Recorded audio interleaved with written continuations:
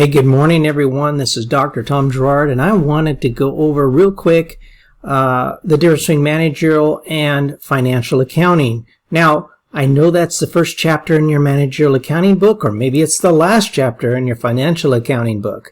If you have the same book, some of them have financial accounting and managerial accounting all in one book.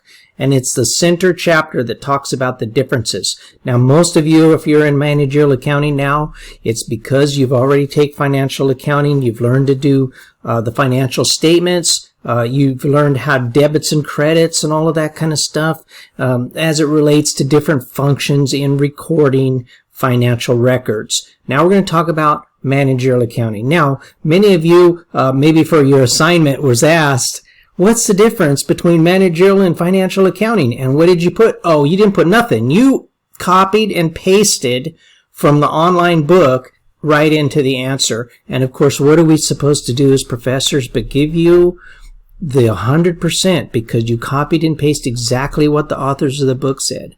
But remember, whenever you're taking any college course, really is my opinion, is it's about critical thinking. It's about using your own words and saying, well, I understand some of this, but I still need clarification on this. It's a learning process. So, and those of you who know of me or watched some of my other videos, you know that, my first job in accounting, I didn't have an accounting class. I never even had a business class, my first accounting job. And so when I started at the organization, the reason I'm going into this little story is because the first thing that I was taught was the difference between managerial and financial accounting.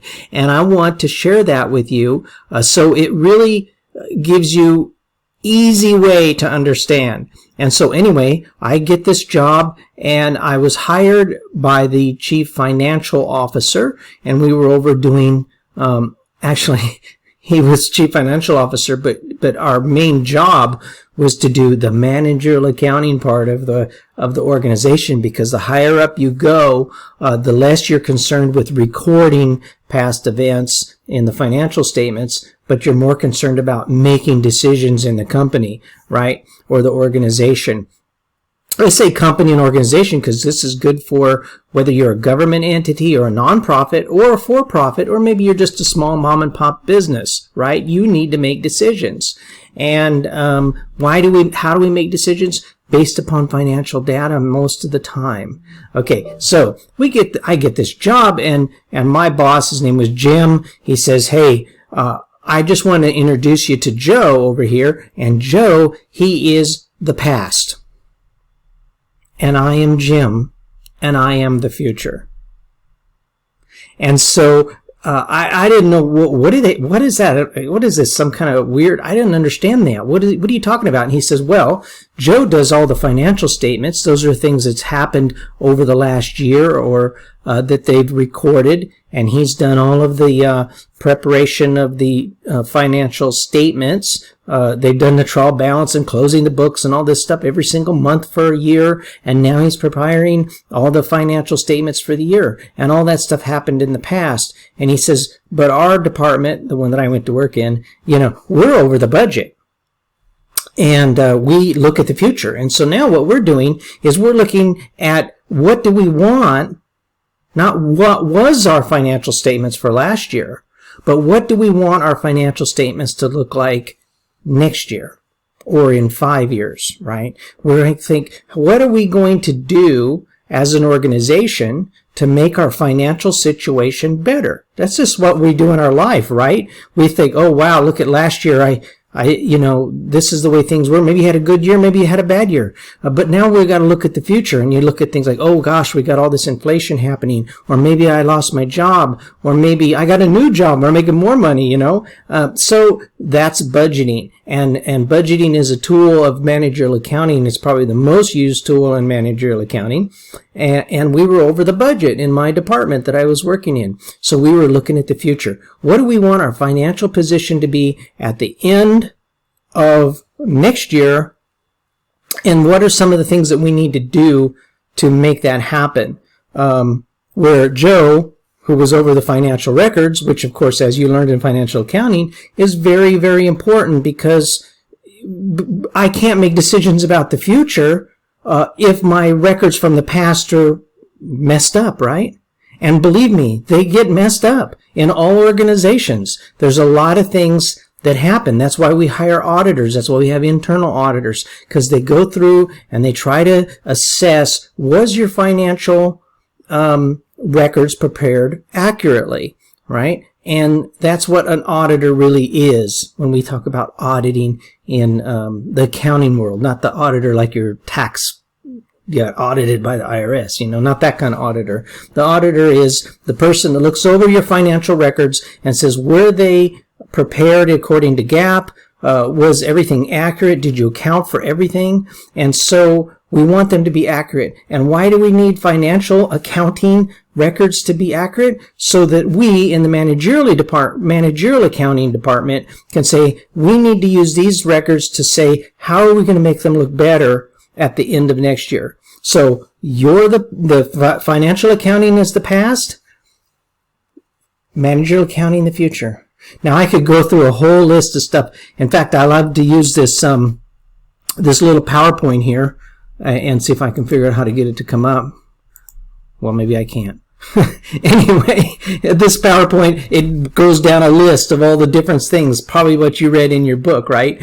But, think about accuracy and relevancy.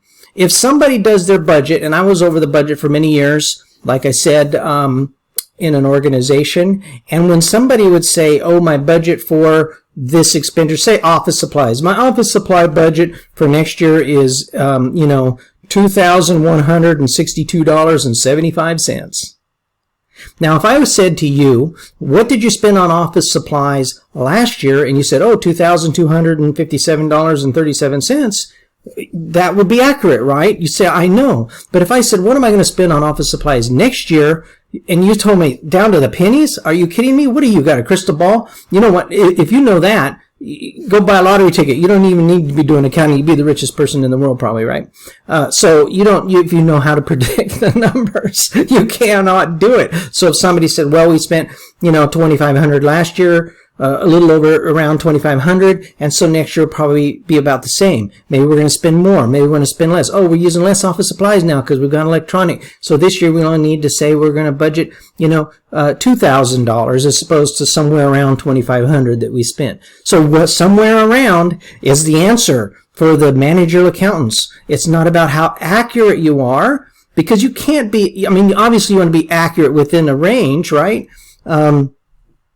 If you take the business statistics, then it's within 1 or 2 standard deviations, right? But nevertheless, the point is you don't want, you can't predict the future down to the pennies. And so when people do their budgets and they turn in, which they did, department heads, because they're not accountants, maybe they're running the maintenance department or, the landscaping department or whatever it is, maybe they're IT people and they're super smart about computers, but they're not accounting people. And when they turn in a budget and they say, oh, we're down to the pennies, I'm going, okay, wait, I send it back. This is not a real budget.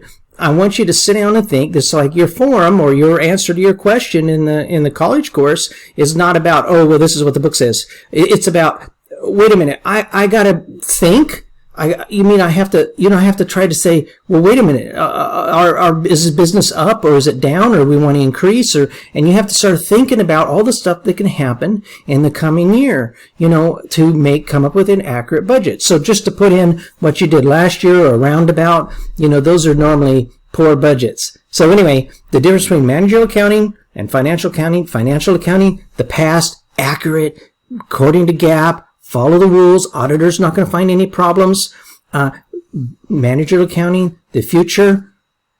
I hate to use the word loosey-goosey, right? I hate to use that, but you cannot say to the penny, right? You don't know that. You're just going to be within a range, 1 or 2 standard deviations from the mean, and that's where you make a prediction of what you want it to be or how you're going to do it. What is the purpose again?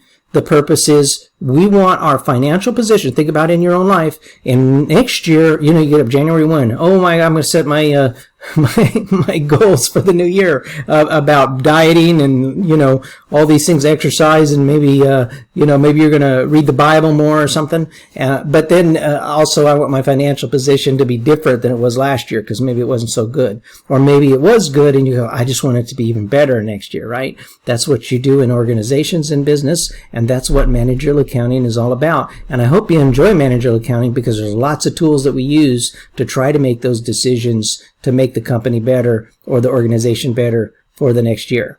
I'll talk to you later. Thanks.